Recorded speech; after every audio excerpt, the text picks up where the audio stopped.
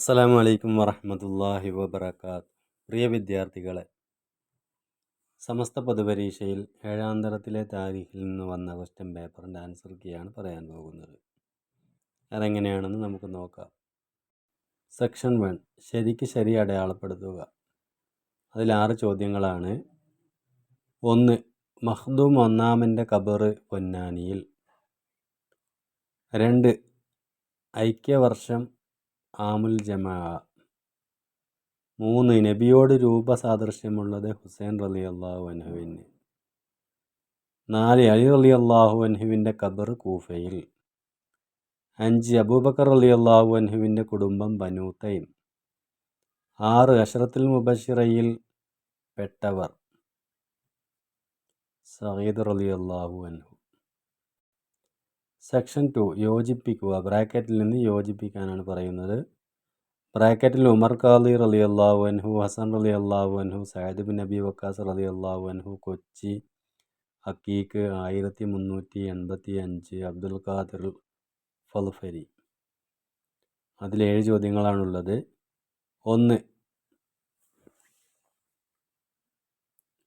സ്വർഗാവകാശിയായ ഒരാൾ വരുന്നു എന്ന് നബി തങ്ങൾ പറഞ്ഞത് സഅദ് ബിൻ അബി വക്കാസ് റളിയല്ലാഹു അൻഹുവിനെ കുറിച്ചാണ്.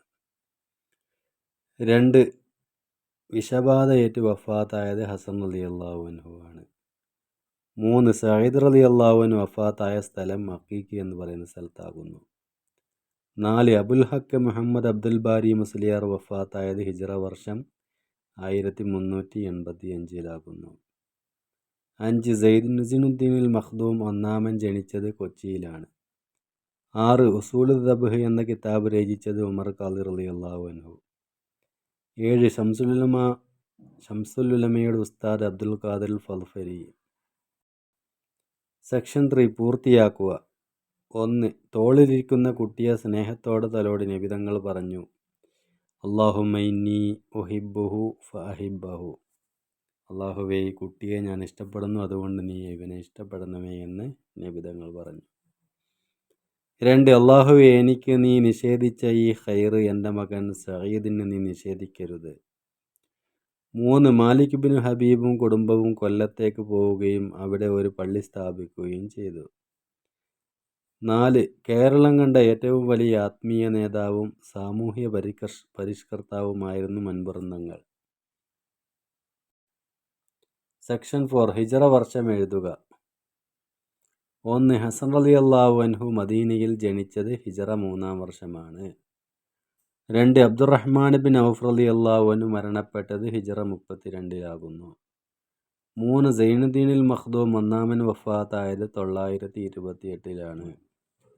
4. ശിഹാബുദ്ദീൻ ഷാലിയാദ് ജനിച്ചത് 1302-ലാണ്. 5. മൻപുറന്തങ്ങൾ ജനിച്ചത് 1166-ലാണ്. 6. ജമൽ യുദ്ധം നടന്നത് ഹിജ്റ 36-ലാകുന്നു. സെക്ഷൻ 5, അന്ത്യവിശ്രമം എവിടെയാണ് എന്ന് എഴുതുക. അബൂബക്കർ റളിയല്ലാഹു അൻഹു ഹിജ്റത്ത് ഷരീഫയിൽ നബി തങ്ങളുടെ അടുത്താണ്. 2. ത്വൽഹ റളിയല്ലാഹു അൻഹു ബസ്രയിലാകുന്നു. 3. അബൂ ഉബൈദ റളിയല്ലാഹു അൻഹു ജോർദാനിലാണ്. 4. അബുൽ ഹക്ക് മുഹമ്മദ് അബ്ദുൽ ബാരി മുസ്ലിയാർ വാളക്കുളത്തിലാകുന്നു. 5. ഹസൻ റളിയല്ലാഹു അൻഹു ജന്നത്തുൽ ബഖീയിലാണ്.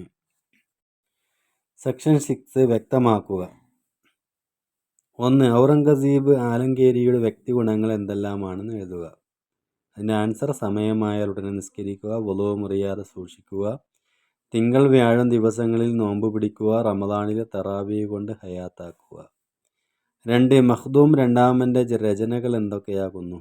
അതിൻ്റെ ആൻസർ: ഫത്ഹുൽ മുഈൻ, ഇർഷാദുൽ ഇബാദ്, തുഹ്ഫത്തുൽ മുജാഹിദീൻ, ഇഹ്കാമു അഹ്കാമിൻ നിക്കാഹ്, മുഖ്തസർ ശറഉസ് സുദൂർ, അൽ അജ്വിബത്തുൽ അജീബ എന്നുള്ള കിതാബുകളൊക്കെ അദ്ദേഹം രചിച്ചതാകുന്നു.